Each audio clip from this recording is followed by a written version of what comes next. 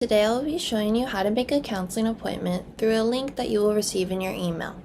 You will be sent a link from Nayeli Dunez, similar to this one, in an email to schedule your optional teacher counseling appointment.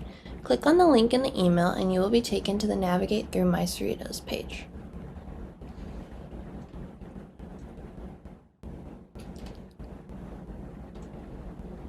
You will be able to see available appointment options for that month.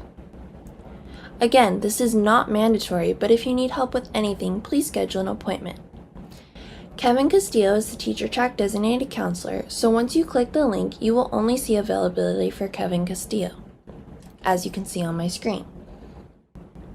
Please select the best time and date that works for you. So say I wanted to meet with Kevin Friday the 16th at 8 to 9 a.m., I would click here.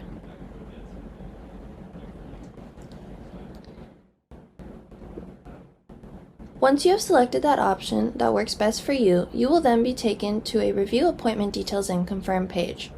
Select how you would want to meet. You have an option of in-person or virtually. I'm going to select virtually just for this demo.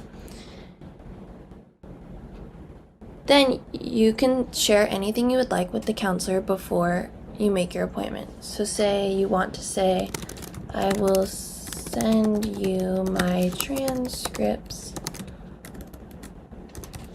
later today. This is just an example, but you can share anything you would like to share with your counselor so that they have an idea of what you will be working with them. You can then select to get an email or text reminder or both about your appointment. Lastly, you are all done and you can select the blue box at the bottom of the page titled Schedule.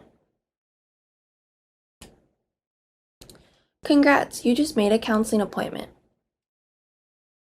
Now, just for clarification, if you see the no appointments available on your screen, that means that all availability for the month has been taken. If this is the case but you need an appointment, please contact Nayeli Dunez at ndunez@cerritos.edu.